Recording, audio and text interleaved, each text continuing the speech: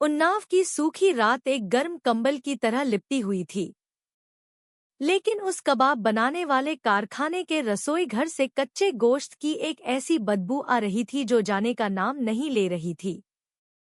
Neon light टिमटिमाई, कीमा पीसने वाली machine की आवाज जोर से गूंजी और फिर शांत हो गई, जैसे कोई गहरा राज निगल गई हो।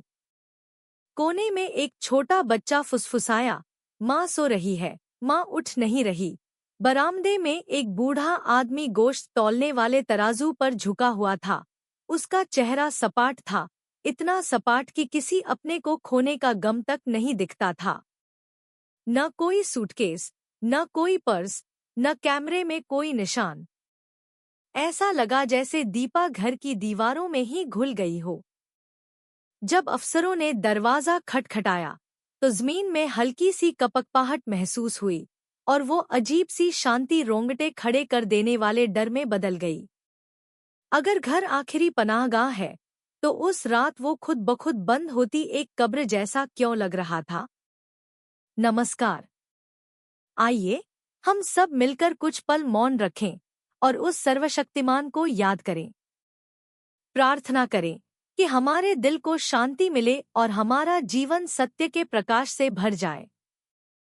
गर्मी के मौसम की सूखी हवा शुक्लागंज के धान के खेतों से गुजर रही थी।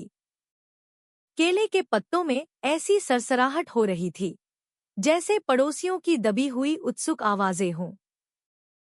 उस सुबह अरुण कुमार उन्नाव पुलिस थाने की पिकेट डेस्क के सामने खड़ा था।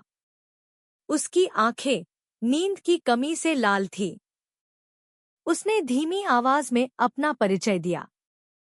वह लखनऊ में एक कंस्ट्रक्शन प्रोजेक्ट पर सुपरवाइजर था और घबराकर घर लौटा था क्योंकि पिछले 2 दिनों से उसकी पत्नी दीपा शर्मा से कोई संपर्क नहीं हो पा रहा था। फोन खामोश था, मैसेज पढ़े नहीं गए थे और घर इतनी सफाई से व्यवस्थित था कि अचानक चले जाने का कोई संकेत ही नहीं मिलता था। इंस्पेक्टर राघव सिंह ने दीवार पर टंगी पुरानी घड़ी को देखा, जो धीरे धीरे टिक टिक कर रही थी, और फिर अरुण को बैठने का इशारा किया। उस कमरे में एक पुराना पंखा खड़खड़ाता हुआ खामोशी को तोड़ रहा था। राघव ने पहले साधारण सवाल पूछे, वही सवाल जो अक्सर सबसे बड़े राज खोल देते हैं। आखिरी बार कब मिले थे? क्या पहना था? क्या जाने की कोई वजह थी? कोई झगड़ा हुआ था? अरुण ने एक लंबी, गहरी सांस ली। आखिरी बार मैंने लंच ब्रेक में फोन किया था। दीपा की आवाज बिल्कुल सामान्य थी, पूछ रही थी कि क्या रोहन, उनका बेटा, ने खाना खा लिया है और क्या मैं इस हफ्ते के अंत में घर आऊंगा। उसकी आवाज में कोई बेचैनी नहीं थी, न ही जाने का कोई इशारा। उस रात दीपा का फोन बंद हो गया। अगली सुबह दीपा का व्हाट्सएप अकाउंट कुछ पलों के लिए एक्टिव दिखा, लेकिन उसने अपनी सबसे करीबी सहेली को बस एक छोटा सा मैसेज भेजा, मैं ठीक हूँ, कुछ दिन बाहर जा रही हूँ। ऐसा मैसेज जो कोई भी लिख सकता था। अरुण ने माथा सिकोड़ा। मुझे यकीन है, इंस्पेक्टर साहब, कि यह दीपा के लिखने का अंदाज नहीं था। राघव ने अपनी साफ सुथरी लिखावट में नोट्स बनाए और अकाउंट एक्टिव वाली बात को रेखांकित किया। उसके दिमाग में एक छोटी सी बत्ती जली, एक डिजिटल निशान जो आदत से मेल नहीं खाता था। उसने घर के बारे में सवाल पूछना शुरू किया। घर में और कौन कौन रहता है? अरुण ने अपने पिता श्यामलाल गुप्ता का जिक्र किया, एक बूढ़ा आदमी जो घर के अगले हिस्से में ही कबाब बनाने का छोटा-मोटा घरेलू कारोबार चलाता था। घर में उनका इकलौता बेटा रोहन भी था, जो अभी गर्व से गिनती बोलना सीख रहा था। वह घर सिर्फ रहने की जगह नहीं थी, बल्कि एक कारोबार की जगह भी थी, जहां एक प्रोडक्शन किचन, एक बड़ी कीमा पीसने वाली मशीन और स्टेनलेस स्टील की मेजें थी, जो हर शाम रगड़कर चमकाई जाती थी। राघव थोड़ा आगे की ओर झुके। एक घर जो कारोबार से जुड़ा हो, वो सुरागों का खजाना होता है, गत्ते के डिब्बों के ढेर, डिलीवरी का शेड्यूल और मशीन की आवाज के प्रति सचेत पड़ोसी।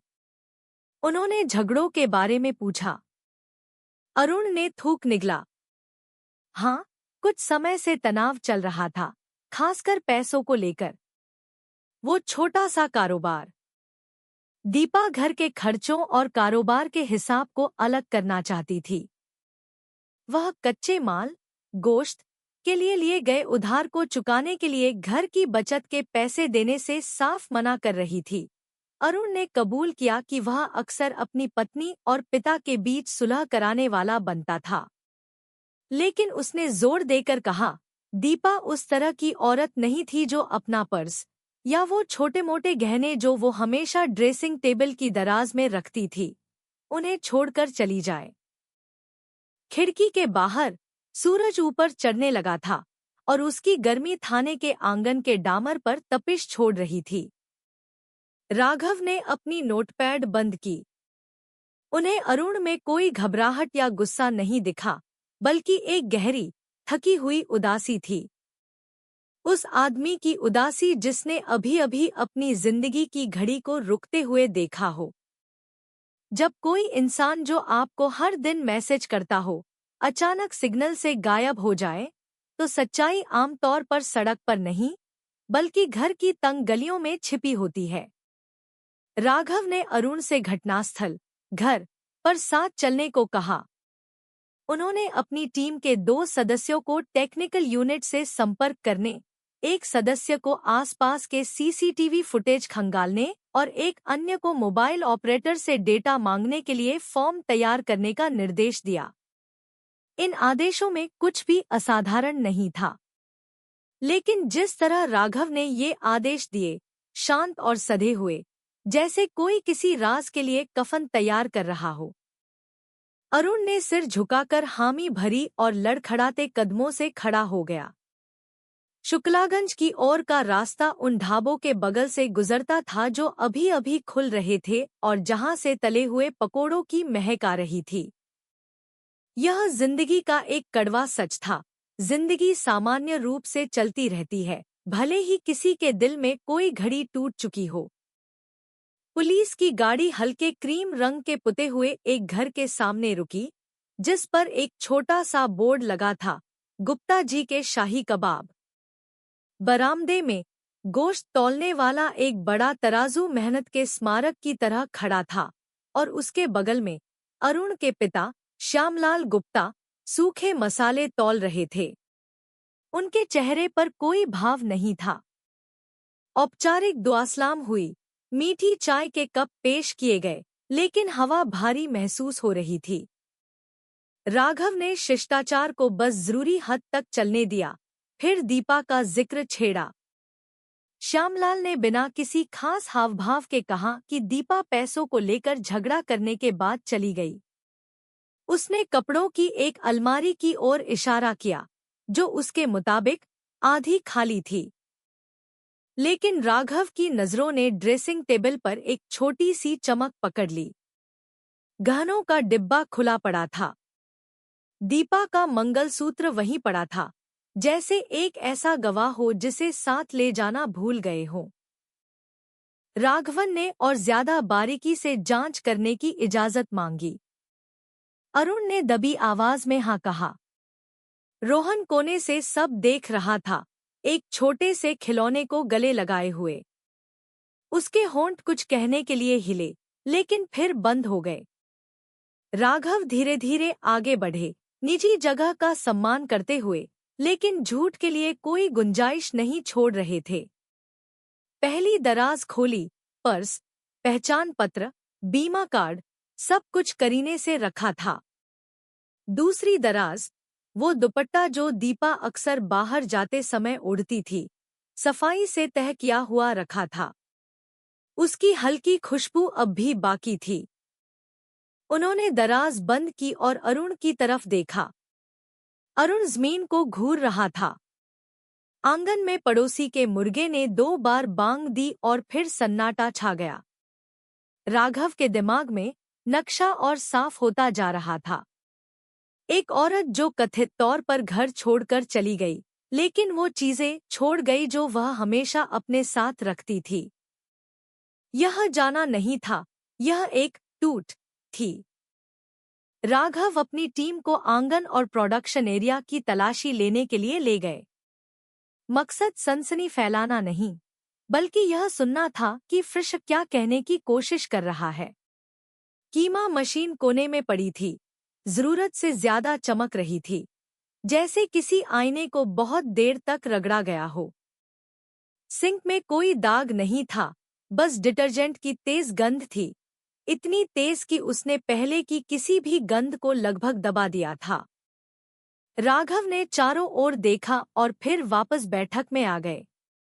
वह रोहन के सामने घुटनों के बल बैठ गए। उनकी आवाज किसी कहानी सुनाने वाले की तरह नरम हो गई। रोहन, आखिरी बार मम्मा के साथ कब खेले थे? बच्चे ने रसोई के दरवाजे की ओर देखा। फिर फुसफुसाया, माँ सो रही हैं। बहुत देर से सो रही हैं। ये शब्द रुई के फाहे जितने हल्के थे, लेकिन जमीन पर बहुत भारी गिरे। राघव के चेहरे के भाव नहीं बदले। उन्होंने रोहन को एक पुलिस कार का स्टिकर दिया। रोहन झिझकते हुए मुस्कुराया और स्टिकर ले लिया। राघव के दिल में एक घंटी धीरे से बजी। इस घर में आखिरी रात सीधी नहीं गुजरी थी। श्यामलाल ने और चाय पूछी। राघव ने धन्यवाद कहते हुए सिर हिलाया, लेकिन उनकी आंखें सड़क की ओर खुलने वाली दुकान के अगले हिस्से को देख रही थी। कारोबार से जुड़े घर शायद ही कभी सच में शांत होते हैं। पड़ोसी आमतौर पर सबसे वफादार दीवार घड़ी होते हैं। राघवन ने दो चीजों को तुरंत फॉलोअप के लिए चिह्नित किया: पड़ोसी के कैमरे की रिकॉर्डिंग और ऑनलाइन शॉपिंग की हिस्ट्री, जो अक्सर इंसानी जुबान से ज्यादा बकबक कर देती है। फिर वह अरुण की ओर मुड़े। हम धीरे धीरे लेकिन पक्के तौर पर काम करेंगे।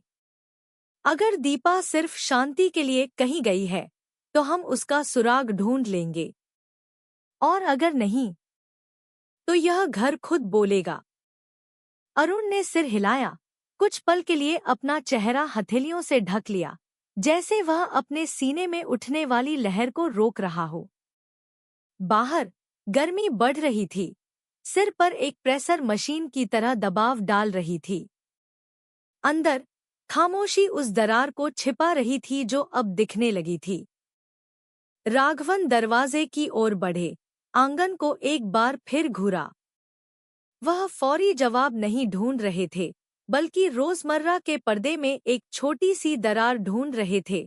सड़क के उस पार लगा एक नया कैमरा, पड़ोसी की मुर्गों से पहले जागने की आदत, मशीन की आवाज जो सामान्य से ज्यादा देर तक गूंजती रही। वह इन सबको एक ही धागे में पिरो देंगे। और पहला धागा उनके हाथ में था, एक गुमशुदगी की रिपोर्ट, जिससे जाने की नहीं, बल्कि कसकर बंद किए गए घर की बू आ रही थी। शुक्लागंज में शाम के आसमान का रंग तांबे जैसा हो गया था, जो गांव की सड़कों पर लंबी परछाइयां डाल रहा था। इंस्पेक्टर राघव सिंह श्यामलाल गुप्ता के घर के सामने धीरे धीरे टहल रहे थे। उनकी आंखें चारों ओर का जायजा ले रही थी। वह जानते थे कि इस गांव के हर घर में अतिरिक्त आंखें होती हैं। बरामदे में लगे छोटे छोटे कैमरे, जो मुर्गियों या मोटरसाइकिल की चोरी के डर से लगाए गए थे। जब उन्होंने सड़क के उस पार रहने वाली पड़ोसी सीता देवी से पूछा, एक 60 साल की महिला जो फीका सा दुपट्टा ओढ़े हुए थी और अपने पोतों को बुला बुलाकर जिनकी आवाज बैठ गई थी, तो उनका चेहरा तुरंत तन गया। साहब, उस रात मैंने बगल के घर से कीमा मशीन की आवाज सुनी। आधी रात गुजर चुकी थी। आवाज बहुत लंबी थी, गूंज रही थी, जैसे रुकना ही नहीं चाहती हो। जबकि आम तौर पर रात 9 बजे तक सब शांत हो जाता है। सीता देवी रुकी, थूक निगला। और अगले दिन एक अजीब सी बदबू थी। साहब, यह आम गोश्त की बदबू नहीं थी। ज्यादा तीखी, ज्यादा कड़वी। राघव ने तेजी से नोट किया। वह पड़ोसियों की उन रिपोर्टों के आदी थे जिनमें गपशप मिली होती थी, लेकिन इस बार सीता देवी की आवाज में कोई मसाला नहीं था। यह उस इंसान की आवाज थी जो अपनी सुनी हुई बात से डरा हुआ हो।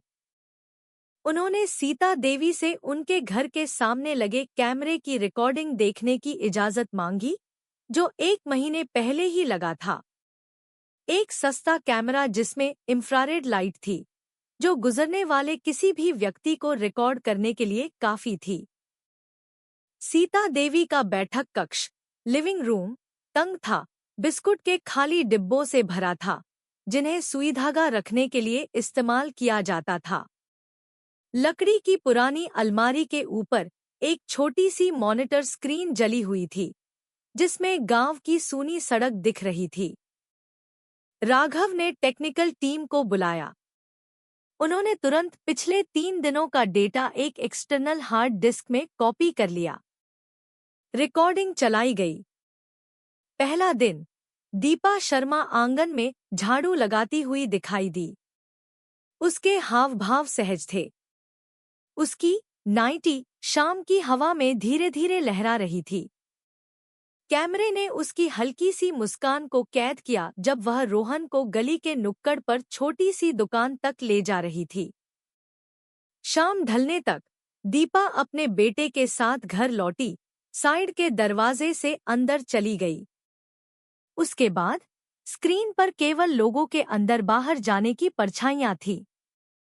श्यामलाल गुप्ता कई बार छोटे बोरे उठाते हुए दिखे, कभी कभी बरामदे में खड़े होकर सिगरेट पीते हुए। लेकिन दीपा फिर कभी नहीं दिखी। दूसरा दिन, कैमरे ने श्यामलाल को सुबह सुबह घर से बाहर निकलते हुए रिकॉर्ड किया। वह एक बड़ा गत्ते का डिब्बा, कार्डबोर्ड बॉक्स, उठाए हुए थे, जिसे उन्होंने एक 3 पहियों वाले लोडर, रिक्शा, पर रखा। डिब्बा भारी लग रहा था। वह उसे पूरी ताकत से धकेल रहे थे। लेकिन दीपा का कोई साया नहीं था। लंबे बालों वाली उस औरत की कोई झलक नहीं थी जो रोज दिखाई देती थी। तीसरा दिन, माहौल और भी शांत था। श्यामलाल आंगन में बेचैनी से टहलते हुए दिखे।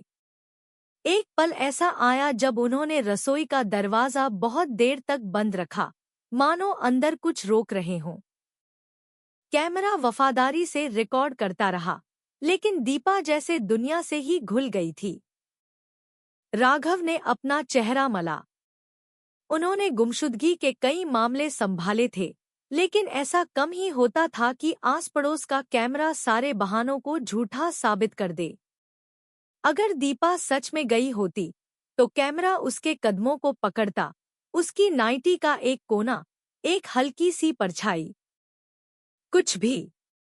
लेकिन जो रिकॉर्ड हुआ, वह सिर्फ वो बूढ़ा आदमी था। अरुण, जो यह रिकॉर्डिंग साथ देख रहा था, धीरे धीरे सिसकने लगा। साहब, इसका मतलब है दीपा कभी घर से बाहर निकली ही नहीं। उसकी आवाज टूट गई। राघव ने सीधे जवाब नहीं दिया। वह जानते थे कि जल्दबाजी में कहे गए शब्द एक कमजोर इंसान के लिए खंजर बन सकते हैं। वह डिजिटल फोरेंसिक टेक्नीशियन की ओर मुड़े। दीपा का मोबाइल भी चेक करो। आखिरी एक्टिविटी, लोकेशन, बातचीत। टेक्नीशियन ने सिर हिलाया। राघव ने फिर खिड़की से बाहर देखा। शाम घिर रही थी। आसमान और भी उदास हो गया था। उनके दिमाग में पहेली के टुकड़े एक पैटर्न बनाने लगे थे। जरूरत से ज्यादा साफ घर, जरूरत से ज्यादा चमकीली मशीन, छोड़े गए गहने, रसोई में अजीब सी बदबू, और कैमरे की रिकॉर्डिंग जो दीपा के अस्तित्व को ही नकार रही थी।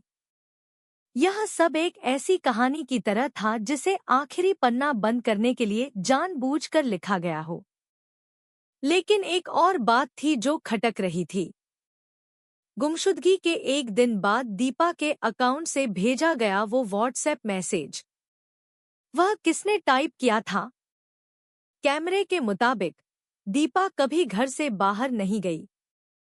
तो अगर उसने घर नहीं छोड़ा तो उसका फोन किसके पास था?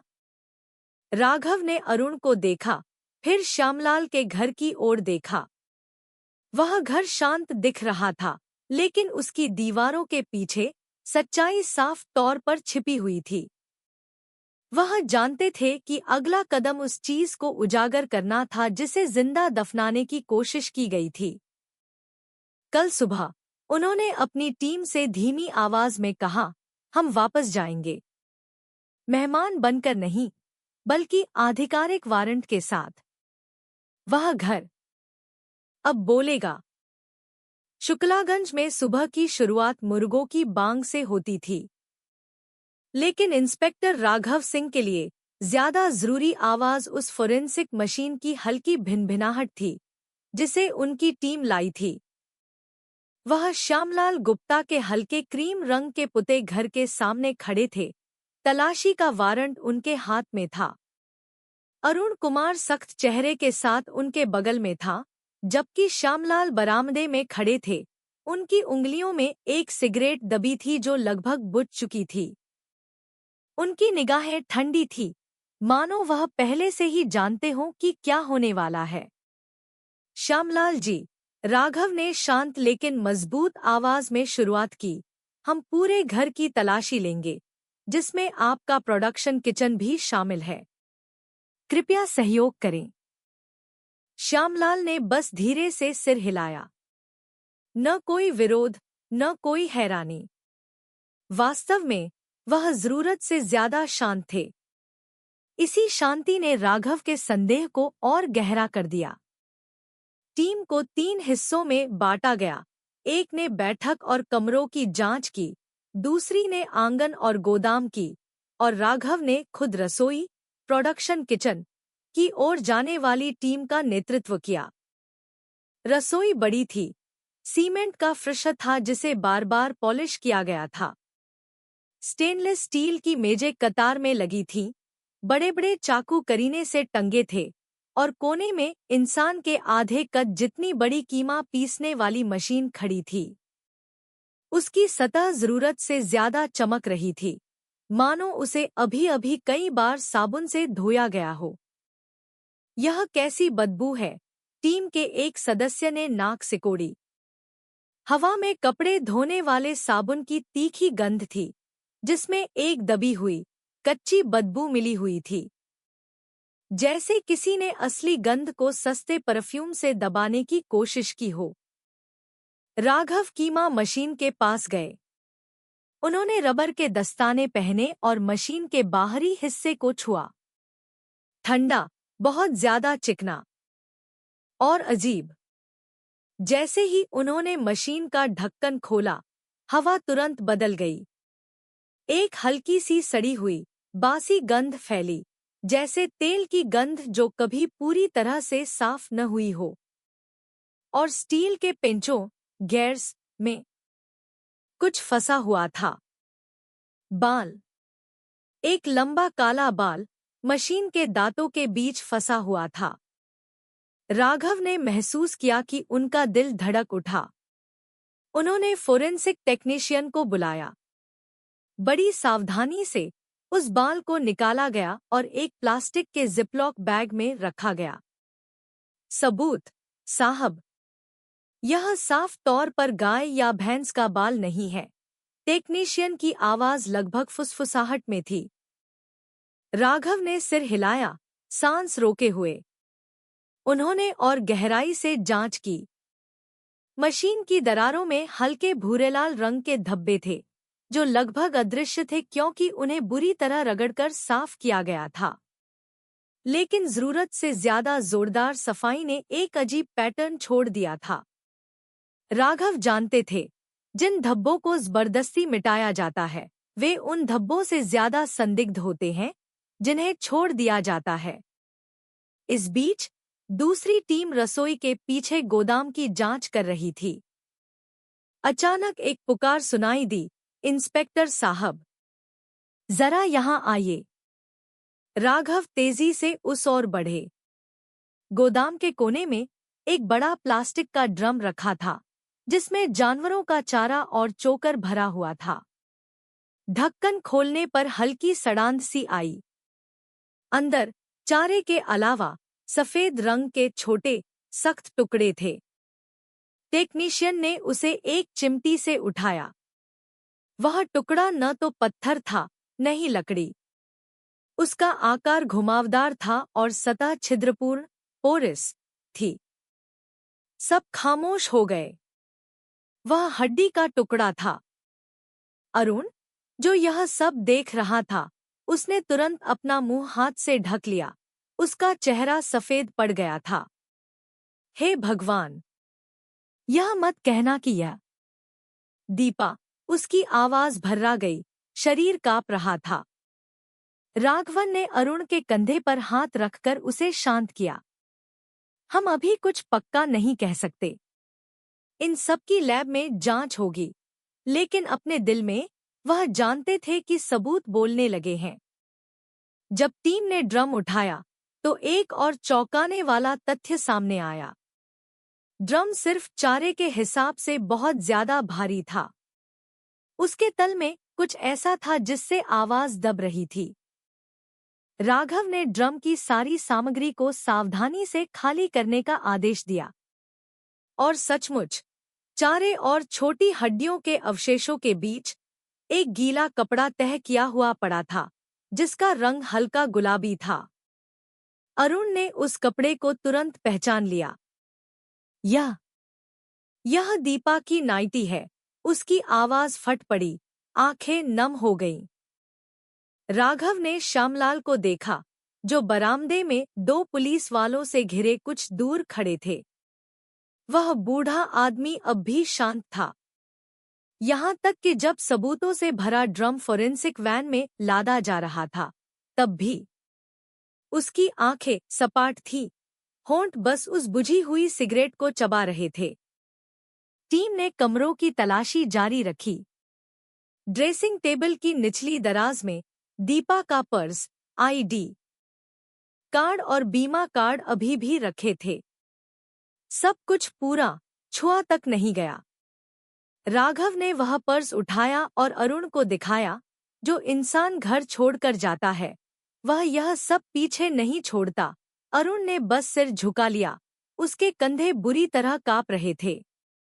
दूसरे कमरे में टीम को एक पुराना मोबाइल फोन मिला जिसमें एक सिम कार्ड था, जो दीपा का ही निकला। फोन को फटे पुराने कपड़ों के ढेर के नीचे छिपाया गया था। जब टेक्नीशियन ने उसे चालू करने की कोशिश की तो बैटरी खत्म हो चुकी थी, लेकिन आखिरी लॉगिन हिस्ट्री ने कुछ अजीब दिखाया। दीपा का व्हाट्सएप अकाउंट उसकी गुमशुदगी के ठीक 1 दिन बाद इसी फोन से एक्टिव हुआ था। राघव ने एक लंबी सांस ली। इसका मतलब था कि किसी ने घर के अंदर से दीपा का अकाउंट इस्तेमाल किया था। और वह कौन हो सकता था, सिवाय उनके जो यहाँ रहते थे? जांच भारी होती जा रही थी, सबूत साफ होते जा रहे थे, और यह घर अब घर नहीं लग रहा था, बल्कि एक ऐसी कब्र लग रहा था जिसे बाहर से क्रीम रंग से पोत दिया गया हो। बाहर सूरज तप रहा था। राघव आंगन में खड़े होकर श्यामलाल को घूर रहे थे। श्यामलाल जी, बेहतर होगा कि हम थाने में बात करें। बहुत सी बातें हैं जो आपको समझानी हैं। श्यामलाल ने अपनी भौहें चढ़ाई, हल्की सी मुस्कान दी। मैंने पहले ही कहा था। दीपा गुस्सा होकर चली गई। यह सब सिर्फ इत्तेफाक है। उसकी आवाज सपाट थी, बिना किसी कपकपाहट के। राघवन ने सीधे उसकी आंखों में देखा। इत्तेफाक कभी मशीन में बाल या चारे के ड्रम में हड्डियां नहीं छोड़ते, श्यामलाल जी। आपके घर ने बोल दिया है। पहली बार श्यामलाल के चेहरे पर कोई बदलाव आया। बस एक पल के लिए, सिर्फ एक पल के लिए, उसकी आंखों में घबराहट की एक चमक कौंधी। राघव जानते थे, चुहबिल्ली का खेल अभी शुरू हुआ था। शाम उन्नाव में घिर आई। आसमान का रंग धुंधला, सुनहरा भूरा हो गया था। थाने के पूछताछ कक्ष में दीवार के पेंट और बासी कॉफी की गंध मिलकर एक ऐसा माहौल बना रही थी जो सीने पर दबाव डालता था। इंस्पेक्टर राघव सिंह श्यामलाल गुप्ता के सामने बैठे थे। उस बूढ़े सख्त चेहरे वाले आदमी के दोनों हाथ मेज पर एक दूसरे में फंसे हुए थे। ऊपर से 2 नियॉन लाइटें उस पर पड़ रही थी, जो उसके चेहरे की हर झुर्री को उजागर कर रही थी। श्यामलाल जी, राघव ने नरम लेकिन दृढ़ आवाज में शुरुआत की, हमें कीमा मशीन में लंबे बाल मिले हैं। जानवरों के चारे के ड्रम में हड्डियों के टुकड़े भी मिले हैं। और वो कपड़ा जिसे अरुण ने दीपा का बताया है, क्या आप समझा सकते हैं? श्यामलाल ने धीरे धीरे अपना सिर उठाया। उसकी आंखें खाली थी, होंठ बेजान से हिले। मैं कुछ नहीं जानता। दीपा झगड़ा करके चली गई। वो बाल, वो हड्डियां, सब इत्तेफाक है। राघव हल्की सी मुस्कान दिए, अपने नोटपैड पर कुछ लिखा। बहुत ज्यादा इत्तेफाक हो गए श्यामलाल जी। लंबे बाल गाय के नहीं हो सकते, इंसानी हड्डियां चारे में नहीं मिल सकती। और दीपा के फोन से भेजा गया मैसेज उसके गायब होने के बाद आपके घर के अंदर से, क्या वो भी इत्तेफाक था? श्यामलाल चुप हो गया। उसके हाथ हल्के हल्के कांपने लगे थे, हालांकि चेहरा अब भी सख्त था। दूसरी तरफ एक तरफा आईने के पीछे अरुण खड़ा था, अपनी लाल आंखों से अपने पिता को घूर रहा था। वह लगभग शीशे पर घूंसा मारने ही वाला था, लेकिन एक अफसर ने उसे रोक लिया। वो मेरे पिता है। वो ऐसा क्यों कर रहे हैं? वह दबी आवाज में फुसफुसाया। राघव आगे की ओर झुके। उनकी आवाज एक स्तर और नीचे चली गई, चुभने वाली। श्यामलाल जी, मैं जानता हूं आप थक गए हैं, लेकिन आप जितनी देर झूठ बोलेंगे, आप उतने ही गहरे धंसते जाएंगे। सच बता दीजिए, वरना हम सबूतों को बोलने देंगे। अचानक श्यामलाल जोर से हंसा, एक सूखी, बेजान हंसी। तुम्हें लगता है तुम सब जानते हो। तुम लोग सिर्फ टुकड़े देख रहे हो। मेरी जिंदगी इससे कहीं ज्यादा उलझी हुई है। राघवन ने उस हंसी को शांत होने दिया, फिर मेज पर उस नाइटी की तस्वीर रखी। यह दीपा का है ना? यह हड्डियों के साथ चारे के ड्रम में क्यों था? श्यामलाल की आंखों में एक पल को चमक आई। फिर उसने सिर झुका लिया। सन्नाटे ने कमरे को निगल लिया। दीवार घड़ी की टिक टिक अब किसी हथौड़े की तरह नसों पर चोट कर रही थी। राघव ने रणनीति बदली। उन्होंने अब दबाव नहीं डाला, बल्कि नरम पड़ गए।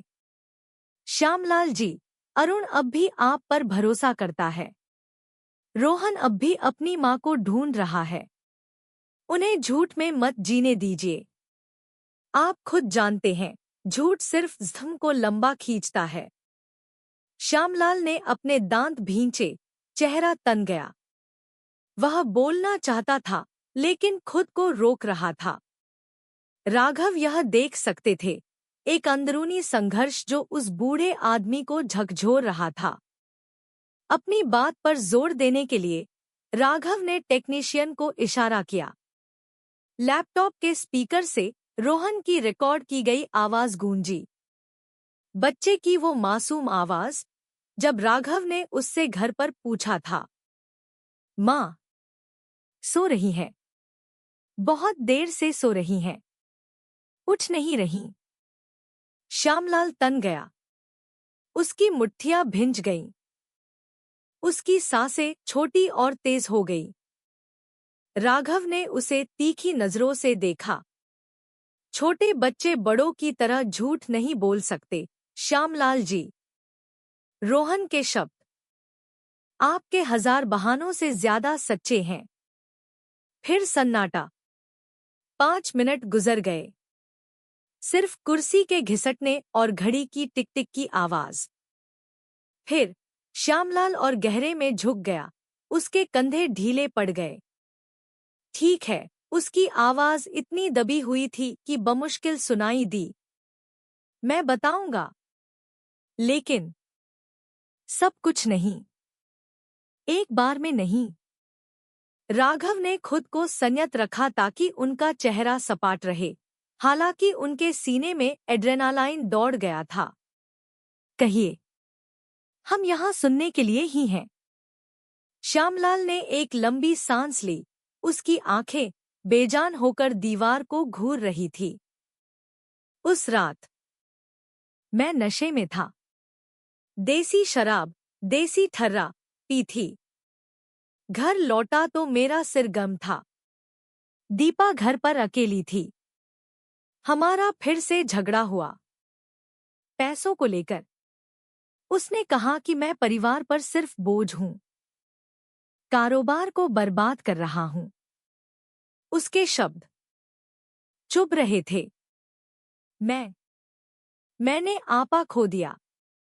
आईने के पीछे अरुण ने अपना चेहरा दोनों हाथों से ढक लिया। श्यामलाल रुका, आंखें बंद कर ली, उसकी आवाज कांप रही थी। मेरा वो मतलब नहीं था, लेकिन मेरे हाथ उसके गले पर थे। वो चिल्लाई। मुझे डर लगा कि पड़ोसी सुन लेंगे। मैंने जोर से दबाया, और फिर वो खामोश हो गई। उसका शरीर ढीला पड़ गया। राघव सांस रोके सुनते रहे। मैं घबरा गया। अरुण घर पर नहीं था। रोहन सो चुका था। मेरी नजर कीमा मशीन पर गई। मैंने सोचा अगर लाश नहीं होगी तो सबूत नहीं होगा। इसलिए उसकी आवाज टूट गई, उसने बात अधूरी छोड़ दी। राघव ने टेक्नीशियन को रिकॉर्डिंग रोकने का इशारा किया। कमरा फिर से खामोश हो गया। श्यामलाल सिर झुकाए बैठा था, उसके कंधे कांप रहे थे। लेकिन राघव जानते थे कि यह पूरी सच्चाई नहीं है। उस बूढ़े आदमी ने अभी भी कुछ छिपा रखा था। शांत आवाज में राघव ने कहा, श्यामलाल जी, उसके बाद आपने क्या किया? हमें सब कुछ जानना होगा। अगर आप रुक गए तो यह आधा सच आपको जिंदगी भर परेशान करेगा। श्यामलाल ने अपना चेहरा उठाया। उसकी आंखों के कोनों में आंसू थे, लेकिन होंठों पर एक कड़वी मुस्कान थी। तुम्हें लगता है कि यह अंत था? नहीं, यह तो बस शुरुआत थी। पूछताछ कक्ष की बत्ती एक बार झपकी और फिर स्थिर हो गई। श्यामलाल गुप्ता अभी भी अपनी कुर्सी पर बैठा था। उसका चेहरा परछाई में ढका था, हाथ गोद में बंधे थे। उसके आखिरी शब्द हवा में लटके हुए थे, यह तो बस शुरुआत थी। इंस्पेक्टर राघव सिंह आगे की ओर झुके। क्या मतलब आपका? बस शुरुआत थी? श्यामलाल ने एक लंबी, ठंडी सांस ली और फिर सीधे राघव की आंखों में देखा। तुम लोग दयाराम को जानते हो? राघवन ने सिर हिलाया। यह नाम शुरुआती रिपोर्ट में आया था। दयाराम, जो श्यामलाल के कबाब के कारोबार के लिए गोश्त सप्लाई करता था। एक अधेड़ उम्र का, मुहफट आदमी, जो पहले भी जानवरों के बाजार में उगाही के एक मामले में फंसा था, लेकिन सबूतों के अभाव में बच निकला था। वह सिर्फ सप्लायर नहीं था। श्यामलाल की आवाज भारी हो गई। वह एक जोंक था। मुझ पर उसका कर्जा था, बहुत ज्यादा। कितना? राघव ने जोर दिया। 2 लाख रुपए, श्यामलाल ने धीमी आवाज में जवाब दिया। मूल 50 मिलियन रुपया, 2.5 लाख। ब्याज बढ़ता जा रहा था। अगर मैं पैसे नहीं देता तो उसने धमकी दी थी कि वह मेरे कारोबार का राज खोल देगा। सड़े हुए गोश्त का मिश्रण जो मैं नुकसान पूरा करने के लिए अक्सर इस्तेमाल करता था। उसने रोहन को भी नुकसान पहुंचाने की धमकी दी थी। आईने के पीछे अरुण तन गया, लगभग दरवाजा तोड़कर अंदर आने ही वाला था। अफसर ने उसे फिर से रोका। राघव ने श्यामलाल को घूरना जारी रखा। उनके चेहरे पर कोई भाव नहीं था। उस कर्जे का दीपा की मौत से क्या लेना देना है? श्यामलाल ने एक पल के लिए आंखें बंद कीं, फिर खोलीं। उस रात जब मुझे होश आया कि दीपा की सांसें नहीं चल रहीं, मैं सिर्फ अपराध बोध से नहीं घबराया था, मैं दयाराम से भी डर गया था। अगर उसे पता चलता कि दीपा मर गई है, तो वह हम सबको बर्बाद करने के लिए इसका इस्तेमाल कर सकता था। इसलिए मैंने जल्दी सोचा, बहुत जल्दी। राघव इंतजार कर रहे थे। उनके हाथ में कलम तैयार थी। मैंने लाश को प्रोडक्शन किचन में छिपा दिया। मुझे कीमा मशीन याद आई। मैं जानता था कि इससे सारे निशान मिट जाएंगे, लेकिन मैं यह अकेले नहीं कर सकता था। मेरे हाथ कांप रहे थे। और फिर ठीक रात 11 बजे दयाराम पैसे मांगने आ गया। कमरे में सन्नाटा छा गया। सिर्फ नियॉन लाइट की भिनभिनाहट सुनाई दे रही थी। वह रसोई में आया। उसने दीपा की लाश को फ्रिज पर देखा। वह चौंका नहीं। वह हंसने लगा। श्यामलाल ने सिर झुका लिया। उसकी दबी हुई आवाज और साफ हो गई। उसने कहा, यह एक मौका है। अगर मैं उसका तरीका अपनाऊंगा तो किसी को पता नहीं चलेगा। उसी ने मशीन उठाई। उसी ने उसे पहले चालू किया। मैंने बस उसकी मदद की। राघवन ने मेज पर धीरे से थपथपाया। तो आप कह रहे हैं कि दयाराम इसमें शामिल था? वह शामिल होने से ज्यादा था। श्यामलाल ने सीधे देखा। उसकी आंखें नम थी। उसने मुझे दीपा की लाश को प्रोसेस करके अपना कर्जा चुकाने को कहा। उसने कहा, गोश्त गोश्त में मिल जाएगा, किसी को पता नहीं चलेगा। उसने मुझे अगले दिन हमेशा की तरह कबाब बेचने को भी कहा। वह नर्क था। आईने के पीछे अरुण चीख पड़ा। उसकी आवाज फट गई। नहीं, पिताजी झूठ बोल रहे हैं। किसी और को मत फंसाओ। अफसर ने जल्दी से पर्दा गिरा दिया और उसे दूर ले गए। राघवन शांत रहे। वह जानते थे कि यह श्यामलाल की एक चाल हो सकती है, खुद को बचाने के लिए इल्जाम किसी और पर डालने की। लेकिन उसकी आवाज में कुछ था। वह सिर्फ अभिनय नहीं था। दयाराम का नाम लेते ही उसकी आवाज में एक असली खौफ था। क्या आपके पास कोई सबूत है कि दयाराम शामिल था? राघव ने दबाव डाला। श्यामलाल देर तक चुप रहा। फिर उसने धीरे से सिर हिलाया। रसोई में एक पुराना कैमरा है। मैंने सोचा था कि वह मर चुका है, लेकिन हो सकता है उसमें अभी भी रिकॉर्डिंग बची हो। उसका तार गोदाम में रखे डीवीआर से जुड़ा है। मैं उसे जांचने की हिम्मत नहीं कर पाया। डर था कि पकड़ा जाऊंगा। अगर वह अभी भी है तो तुम लोग खुद देख लोगे। राघवन ने तेजी से नोट किया और बाहर मौजूद टीम को उस डीवीआर को खोजने का इशारा किया। श्यामलाल जी, राघव ने उसे तीखी नजरों से देखा, आपको पता होना चाहिए। अगर वह रिकॉर्डिंग सच निकली तो यह सिर्फ घरेलू हिंसा का मामला नहीं रहेगा। यह एक साजिश है और इसके नतीजे और भी ज्यादा गंभीर होंगे। श्यामलाल ने सिर हिलाया। उसका चेहरा गहरी थकान से भरा था। मुझे अब कोई परवाह नहीं है।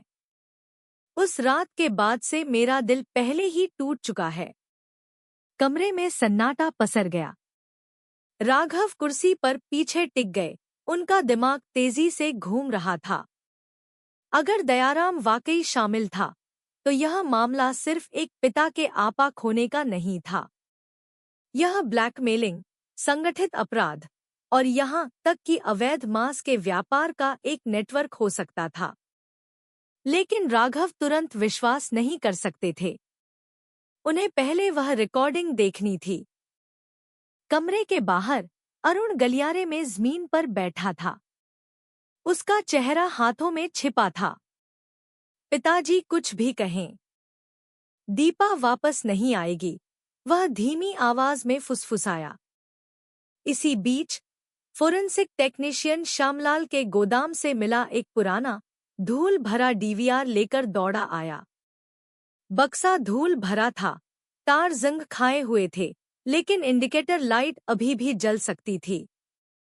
राघव ने उस चीज को तीखी नजरों से देखा।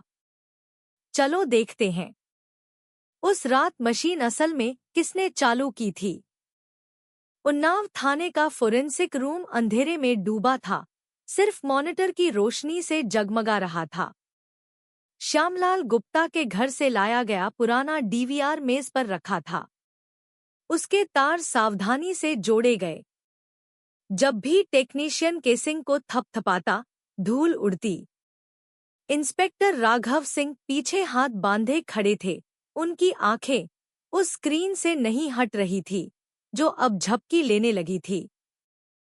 डेटा अभी भी है, सर, टेक्नीशियन ने कहा। उसकी आवाज धीमी लेकिन साफ थी। 22 जुलाई की रात की रिकॉर्डिंग है, ठीक उसी दिन जिस दिन दीपा गायब हुई थी।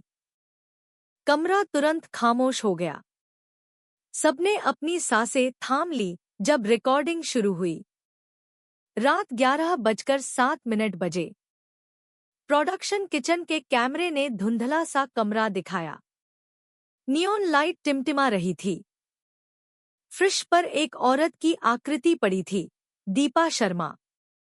उसका शरीर अकड़ा हुआ था, चेहरा तिरछी स्थिति के कारण साफ नहीं दिख रहा था। श्यामलाल बगल के दरवाजे से दाखिल हुआ। उसका शरीर नशे में धुत आदमी की तरह लड़खड़ा रहा था। वह लाश के बगल में खड़ा हो गया, दोनों हाथों से अपना सिर पकड़ लिया। वह साफ तौर पर घबराया हुआ था। 5 मिनट गुजर गए। फिर दरवाजे पर जोर से दस्तक देने की आवाज आई। श्यामलाल ने घबराकर दरवाजा खोला। एक और आदमी अंदर आया, दयाराम। भारी शरीर, पीछे की ओर कंघी किए हुए बाल, पसीने से भीगी काली टी शर्ट। उसने फर्श पर दीपा को देखा, फिर श्यामलाल की ओर मुड़ा और हंस पड़ा। वह हंसी ऑडियो रिकॉर्डिंग में धीमी थी, लेकिन रोंगटे खड़े कर देने के लिए काफी थी। बहुत बढ़िया काम किया, दयाराम की आवाज आई। अब तू पीछे नहीं हट सकता। श्यामलाल कुछ समझाने की कोशिश करता दिखा, उसके हाथ कांप रहे थे। लेकिन दयाराम ने बस उसके कंधे पर जोर से थपथपाया और फिर कोने में रखी कीमा मशीन की ओर इशारा किया। अगर तू अपना कर्जा खत्म करना चाहता है तो यह कर। न लाश होगी, न कोई झंझट, समझा? श्यामलाल ने सिर झुका लिया, उसका चेहरा लाचारी से भरा था। दयाराम मशीन के पास गया, उसे चालू किया। धातु के गर्जने की आवाज ने कमरे को भर दिया। वह मुस्कुराया और फिर श्यामलाल को रबर के दस्ताने थमा दिए। कैमरे ने उसके ठंडे भावों को स्पष्ट रूप से कैद किया, बिना किसी अपराधबोध के। श्यामलाल कांपता हुआ दिखा, उसने मना किया, लेकिन दयाराम ने उसे लाश के करीब धकेल दिया। जल्दी कर, वरना कल सुबह तक पूरा गांव जान जाएगा कि तू कातिल है। क्या तू यह चाहता है? रिकॉर्डिंग खराब डीवीआर की वजह से कुछ सेकंड के लिए रुकी, फिर वापस आ गई। तस्वीर में श्यामलाल और दयाराम मिलकर दीपा के शरीर को उठा रहे थे। श्यामलाल का चेहरा टूटा हुआ था, आंसू बह रहे थे। दयाराम का चेहरा शांत था, यहाँ तक कि उसके होठों पर एक टेढ़ी मुस्कान भी थी। मॉनिटर बंद हो गया। कमरा फिर से अंधेरे में डूब गया। बस भारी सांसों की आवाज बची थी। राघव ने अपनी मुट्ठी भींची। सारे संदेह दूर हो गए थे। श्यामलाल ही असली अपराधी था, लेकिन दयाराम वह साया था जिसने आखिरी ट्रिगर दबाया था। वह सिर्फ गवाह नहीं था, वह इसमें शामिल था, यहाँ तक कि उसने मजबूर भी किया था। अरुण, जिसे देखने के लिए बुलाया गया था, चीख पड़ा, हे भगवान! तो यह सच था, पिताजी। लेकिन दयाराम भी, वह लगभग गिर ही पड़ा था। 2 अफसरों ने उसे संभाला। राघवन ने रिकॉर्डिंग को एक बार फिर देखा। फिर वह अपनी टीम की ओर मुड़े। तुरंत दयाराम के लिए गिरफ्तारी वारंट जारी करो। हम इंतजार नहीं कर सकते। उसी रात टीम जानवरों के बाजार के किनारे बने दयाराम के घर की ओर बढ़ी। उसका घर बड़ा लेकिन गंदा था, आंगन प्लास्टिक के खाली ड्रमों से भरा था। जब पुलिस पहुंची, दयाराम बरामदे में बैठा सिगरेट पीते हुए मोबाइल चला रहा था। वह एक पल को चौंका, फिर जोर से हंस पड़ा। अच्छा, तो उस बुढ़वे श्यामलाल ने मुंह खोल ही दिया, है? उन्नाव पुलिस काफी तेज है। राघवन ने उसे बिना पलक झपकाए घूरा। दयाराम, तुम्हें हत्या में शामिल होने और सबूत मिटाने की कोशिश के आरोप में गिरफ्तार किया जाता है। दयाराम धीरे धीरे खड़ा हुआ, दोनों हाथ उठाए। तुम्हें लगता है तुम साबित कर पाओगे? तुम्हारे पास उस बुढ़े डरपोक की कहानी के अलावा कुछ नहीं है। मैंने किसी को हाथ नहीं लगाया। राघव ने टेक्नीशियन को लैपटॉप लाने का इशारा किया। डीवीआर रिकॉर्डिंग दयाराम के सामने चलाई गई। उसका अपना चेहरा स्क्रीन पर साफ दिख रहा था, हंसते हुए, मशीन चालू करते हुए, श्यामलाल को मजबूर करते हुए। दयाराम की हंसी रुक गई। उसकी मुस्कान टूट गई। वह चुप हो गया। उसकी आंखें जंगली हो गईं। यह जाल है। वह कैमरा बहुत पहले मर चुका था। कैमरा कभी झूठ नहीं बोलता। राघव ने तीखेपन से उसकी बात काटी। और उस रात तुम पूरे के पूरे पकड़े गए। दयाराम खामोश हो गया। फिर उसने विरोध करने की कोशिश की, मारने के लिए बरामदे की कुर्सी उठाई। लेकिन 3 पुलिसवालों ने तुरंत उसे काबू में कर लिया। हथकड़ी लग गई। उसका चेहरा सीमेंट के फर्श से जा टकराया। उसकी सिगरेट दूर जा गिरी। थाने में श्यामलाल एक मॉनिटर पर दयाराम की गिरफ्तारी की खबर देख रहा था। उसके आंसू गिर पड़े। तो आखिरकार सब सामने आ ही गया। राघव उसके सामने खड़े थे। सच्चाई हमेशा के लिए नहीं छिप सकती, श्यामलाल जी। लेकिन हमारा सफर अभी खत्म नहीं हुआ है। हम एक बात जानना चाहते हैं। उस रात दीपा फ्रिज तक कैसे पहुंची? क्या यह सिर्फ एक झगड़ा था या कुछ और भी गहरा था? श्यामलाल ने सिर झुका लिया। उसके कंधे कांप रहे थे, आवाज धीमी थी। तुम लोग नहीं समझोगे। दीपा कुछ जान गई थी। कुछ ऐसा जो हम सबको बर्बाद कर सकता था। राघव सीधे तनकर बैठ गए। क्या था वो? श्यामलाल ने ऊपर देखा। उसकी आंखें लाल थी। वह उस गोश्त के बारे में जान गई थी जिसमें हम मिलावट करते थे। वह दयाराम के पैसों के बारे में जानती थी। और उस रात उसने कहा कि वह पुलिस को रिपोर्ट कर देगी। पूछताछ कक्ष अचानक और भी ठंडा महसूस होने लगा। राघव को एहसास हुआ कि यह त्रासदी सिर्फ नशे में हुई हिंसा नहीं थी। यह एक सड़े हुए, गहरे दबे राज का मामला था। एक राज जिसने आखिरकार दीपा की जान ले ली। रात काफी हो चुकी थी। उन्नाव थाने के आंगन में हल्की बारिश हो रही थी, जो सड़क की बत्तियों की रोशनी को टूटे हुए शीशों की तरह चमका रही थी। पूछताछ कक्ष में इंस्पेक्टर राघव सिंह ने एक सिगरेट जलाई। उसका धुआं धीरे धीरे छत की ओर बढ़ रहा था। वह जानते थे कि इस मामले का सबसे मुश्किल हिस्सा अब यह साबित करना नहीं था कि अपराधी कौन है, बल्कि यह उजागर करना था कि क्यों क्या था। श्यामलाल गुप्ता कुर्सी पर कंधे झुकाए बैठा था। उसके सामने पानी का एक गिलास रखा था, जिसे छुआ तक नहीं गया था। उसकी आंखें लाल थी।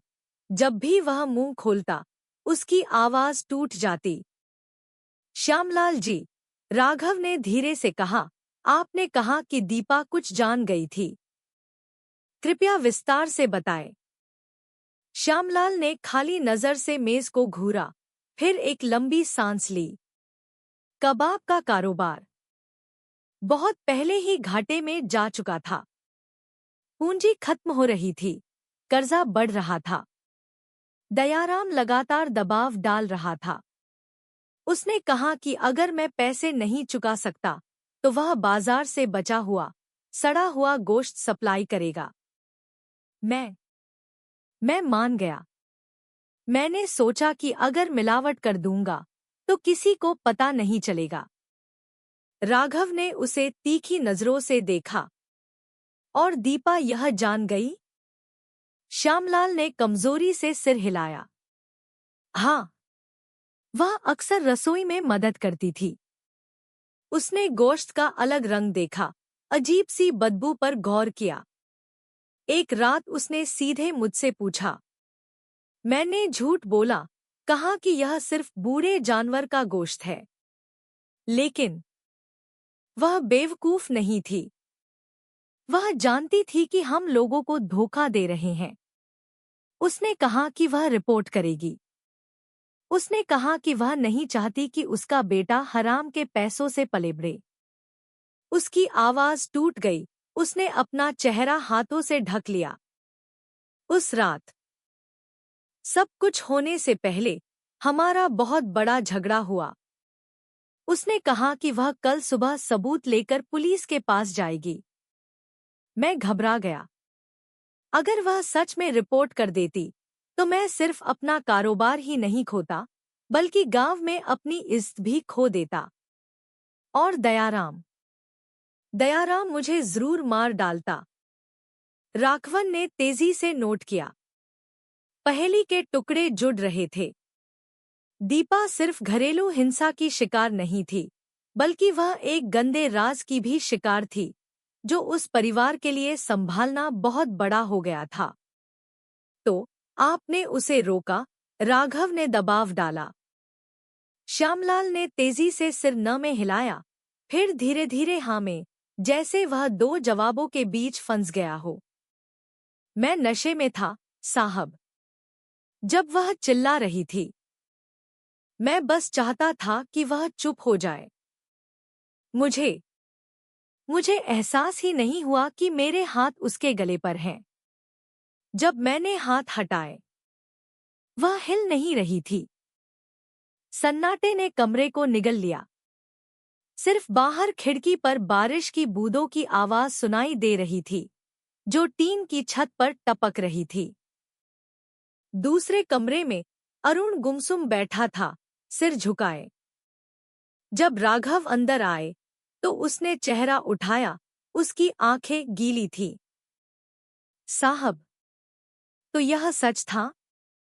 दीपा वह सब जानती थी? राघव ने धीरे से सिर हिलाया।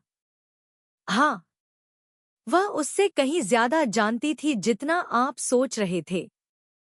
वह परिवार को बचाना चाहती थी, लेकिन उसका तरीका आपके पिता के लिए खतरा बन गया। अरुण ने आंखें बंद कर लीं। आंसू तेजी से बह निकले। हे भगवान! काश मैं उस रात जल्दी घर आ गया होता। शायद मैं यह सब रोक पाता। राघवन ने उसके कंधे पर हाथ रखा। अपराध बोध महसूस करना स्वाभाविक है, अरुण। लेकिन याद रखना, सच्चाई को सामने लाना ही होगा, भले ही वह कितना भी दर्दनाक क्यों न हो। इस बीच दयाराम, जिसे अलग सेल में रखा गया था, लगातार चिल्ला रहा था, पुलिस को चुनौती दे रहा था। तुम्हें लगता है तुम मुझे फंसा लोगे? जानवरों के बाजार में हर कोई मुझे जानता है। तुम्हारी हिम्मत नहीं है मुझे छूने की। लेकिन उसकी चीखें किसी घिरे हुए भौंकते कुत्ते जैसी लग रही थी। राघव जानते थे, डीवीआर रिकॉर्डिंग, बालों के रेशे और हड्डियों से भरे उस चारे के ड्रम के साथ यह शैतानी चक्र अब उल्टा नहीं घूम सकता था। अगले दिन फोरेंसिक टीम को और सबूत मिले। एक पुरानी कॉपी में श्यामलाल के कर्जे का हिसाब, जिस पर हर पन्ने पर दयाराम के हस्ताक्षर थे।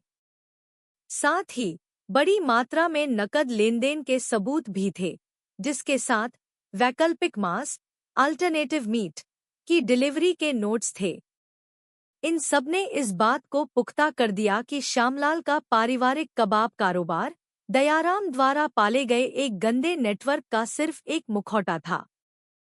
राघव ने अपनी मेज पर रखे सभी सबूतों को देखा। उन्होंने एक गहरी सांस ली। यह मामला शुरुआती अनुमानों से कहीं आगे निकल गया था। जो पहले एक साधारण गृहिणी की गुमशुदगी लग रहा था, वह अब एक खाद्य घोटाला, खूनी कर्ज और पारिवारिक विश्वासघात में बदल चुका था। उस शाम जब पूछताछ फिर से शुरू हुई, तो राघव ने श्यामलाल को देर तक घूरा। श्यामलाल जी, आपको यह एहसास होना चाहिए कि यह सिर्फ आपके और दीपा के बारे में नहीं है। यह रोहन के बारे में है। एक दिन उसे पता चलेगा कि उसकी माँ क्यों मरी। क्या आप चाहते हैं कि वह सिर्फ यह गंदी कहानी सुने, या आप चाहते हैं कि वह सच्चाई आपके अपने मुंह से जाने? श्यामलाल सिसकने लगा। उसका शरीर कांप रहा था। मैं जानता हूं, मैंने सब कुछ बर्बाद कर दिया।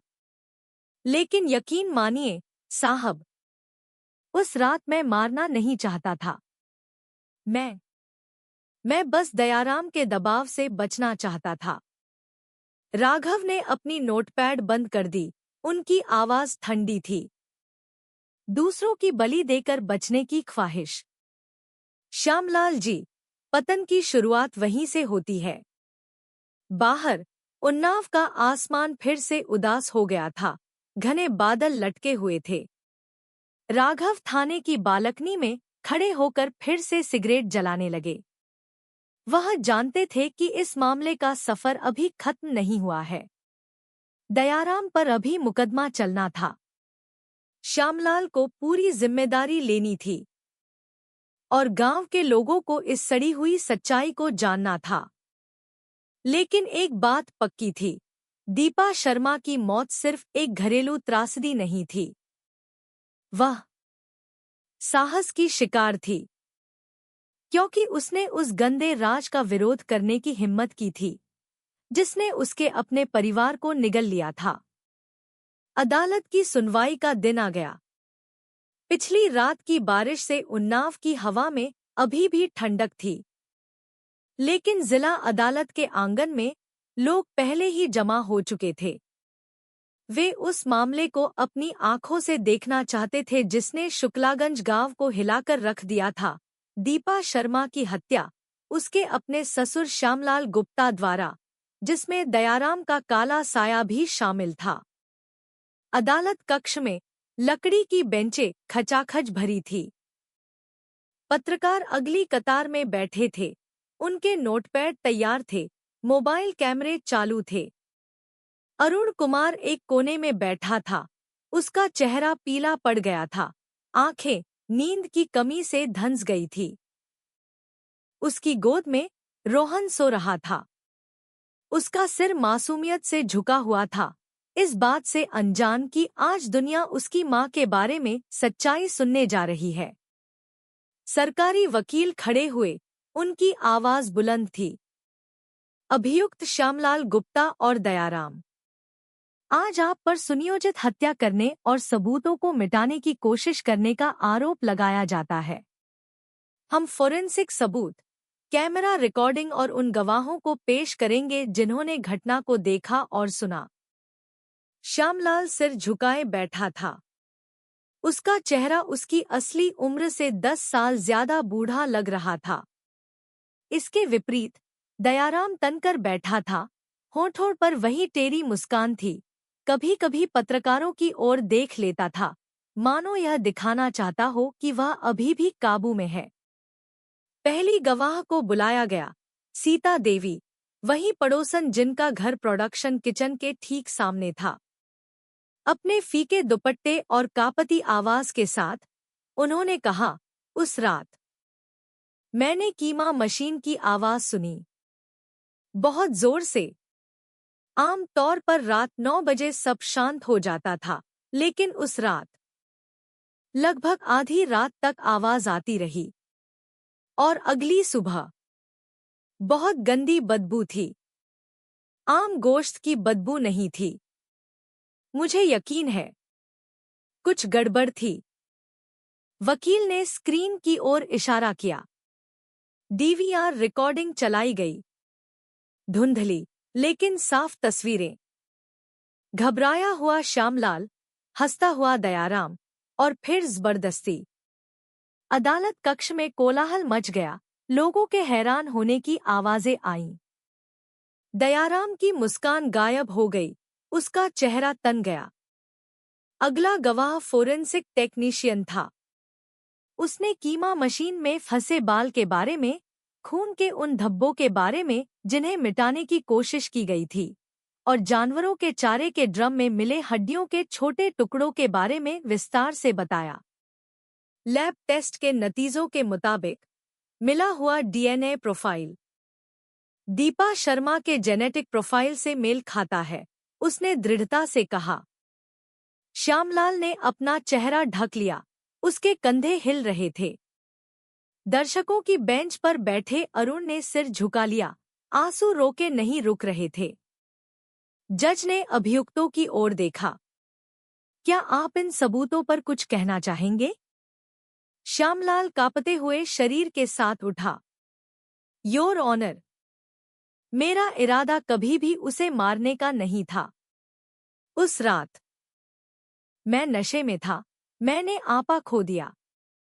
लेकिन उसके बाद मैंने जो किया वह गलत था। मैंने दयाराम को खुद को और गहरे खींचने दिया। मुझे अफसोस है, बहुत अफसोस है। उसकी आवाज भर्रा गई और वह वापस कुर्सी पर गिर पड़ा। दयाराम जलती हुई नजरों से खड़ा हुआ। यह सब झूठ है, वो रिकॉर्डिंग नकली है। श्यामलाल झूठ बोल रहा है क्योंकि वह मुझे फंसाना चाहता है। मैंने उस औरत को हाथ तक नहीं लगाया। सरकारी वकील हल्की सी मुस्कान दिए। अगर ऐसा है तो रिकॉर्डिंग में आपका चेहरा साफ क्यों दिख रहा है? आपकी हंसी की आवाज क्यों सुनाई दे रही है? दयाराम ने कोई जवाब नहीं दिया, उसकी मुट्ठियां कस गईं। सुनवाई अरुण की गवाही के साथ आगे बढ़ी। वह खड़ा हुआ, उसकी आवाज भारी लेकिन साफ थी। दीपा मेरी पत्नी थी, रोहन की माँ। वह एक अच्छी, सब्र वाली, लेकिन उसूलों की पक्की औरत थी। वह जानती थी कि परिवार के कारोबार में कुछ गंदा चल रहा है, और वह इसकी रिपोर्ट करना चाहती थी। अगर मैं जल्दी घर आ गया होता तो शायद वह आज जिंदा होती। लेकिन आज मैं सिर्फ एक चीज चाहता हूं, दीपा के लिए इंसाफ। कमरा खामोश हो गया, सिर्फ गांव के उन कुछ लोगों के सिसकने की आवाज आ रही थी जो दीपा को जानते थे। जज ने उस दिन की कार्यवाही गंभीर चेहरे के साथ समाप्त की। सुनवाई अगले हफ्ते सरकारी वकील की दलीलों के साथ जारी रहेगी। हालांकि पेश किए गए सबूतों के आधार पर अदालत दोनों अभियुक्तों की स्पष्ट संलिप्तता देख रही है। अंतिम फैसला सभी गवाहियों पर विचार करेगा। अरुण अदालत कक्ष से बाहर निकला, उसके कदम भारी थे। उसकी गोद में रोहन जाग गया था, बुदबुदाया, पापा। माँ कहाँ है? अरुण जवाब नहीं दे सका, बस अपने बेटे को जोर से गले लगा लिया, मानो उसे डर हो कि यह दुनिया उससे उसका सब कुछ छीन लेगी। इंस्पेक्टर राघव, जो उनके साथ थे, ने अरुण का कंधा थपथपाया। सच्चाई सही रास्ते पर है, अरुण। दीपा को इंसाफ मिलेगा। लेकिन राघव के दिल में एक कड़वाहट थी, क्योंकि वह जानते थे कोई भी सजा उस चीज को वापस नहीं ला सकती जो खो चुकी थी। एक हफ्ते बाद अदालत कक्ष फिर से भर गया। लोग गलियारों में एक दूसरे से सटे खड़े थे। उत्सुक चेहरों के साथ साथ उन तनावग्रस्त परिवारों के चेहरे भी थे जो इस काली कहानी का अंत सुनना चाहते थे। सामने जज तनकर बैठे थे, हाथ में लकड़ी का हथौड़ा था। उस सुनवाई को शुरू करने के लिए तैयार थे जिसका सभी को इंतजार था, सरकारी वकील की सजा की मांग। सरकारी वकील उठे, उनकी आवाज कांप रही थी, लेकिन दृढ़ थी। योर ऑनर, और यहाँ मौजूद सभी लोग, सभी गवाहियों को सुनने और सबूतों की जांच करने के बाद हम अभियुक्त श्यामलाल गुप्ता के लिए आजीवन कारावास, उम्र कैद, और अभियुक्त दयाराम के लिए मौत की सजा, फांसी की मांग करते हैं। हमारा मानना है कि इन दोनों के कृत्य ने न केवल एक जान ली है, बल्कि इंसानी गरिमा को भी रौंदा है, समाज को झूठ का जहर दिया है और एक परिवार को बेरहमी से तबाह कर दिया है। अदालत कक्ष में कोलाहल मच गया। कुछ लोगों ने सहमति में जयकारे लगाए, बाकी बस दहशत में खामोश रहे। अरुण, जो कोने में बैठा था, उसने रोहन का हाथ जोर से पकड़ लिया। उसकी आंखें नम हो गईं। जज श्यामलाल की ओर मुड़े। क्या अभियुक्त वकील की मांग पर कुछ कहना चाहता है? श्यामलाल धीरे धीरे उठा। उसका शरीर कमजोर लग रहा था। उसका चेहरा पहले से भी ज्यादा पीला था। उसने अपना कांपता हुआ हाथ उठाया, बोलने की कोशिश की। योर ऑनर, आप जो भी सजा देंगे मुझे मंजूर है, लेकिन उससे पहले मुझे एक बात कबूल करनी है।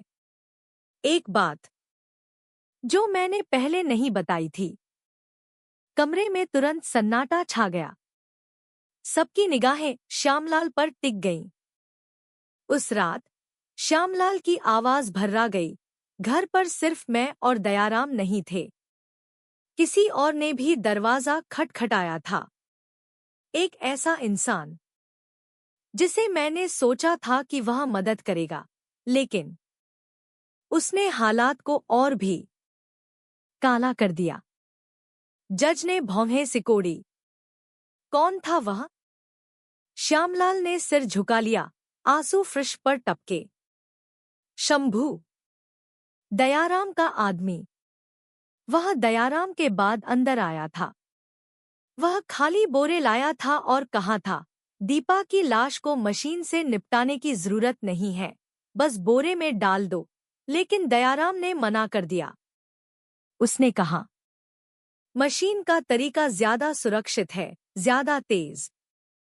शंभू बस देखता रहा और फिर रसोई से कुछ सामान लेकर चला गया। सरकारी वकील चौंक कर खड़े हो गए। क्या आपको यकीन है? आप यह बात अब क्यों बता रहे हैं? श्यामलाल ने अपना चेहरा दोनों हाथों से ढक लिया। क्योंकि मैं डरता था। डरता था कि अगर यह नाम बाहर आया तो मेरे परिवार का और ज्यादा पीछा किया जाएगा। लेकिन अब सब कुछ तबाह हो चुका है। मेरे पास खोने के लिए और कुछ नहीं बचा है। राघव, जो गवाहों की बेंच पर बैठे थे, तीखी नजरों से घूर रहे थे। यह पहेली का एक नया टुकड़ा था, एक टुकड़ा जो मामले की और भी शाखाएं खोल सकता था। अगर शंभू वाकई शामिल था, तो इसका मतलब था कि दयाराम का नेटवर्क सिर्फ 2 लोगों का नहीं था, बल्कि यह एक बड़ा गिरोह था। दयाराम अचानक खड़ा हो गया। उसका चेहरा गुस्से से लाल था। यह झूठ बोल रहा है। श्यामलाल बस और लोगों को घसीटना चाहता है ताकि इसकी सजा कम हो जाए, वह चीखा। जज ने हथौड़ा पीटा, शांति बनाए रखने को कहा। इस अतिरिक्त बयान की जांच की जाएगी।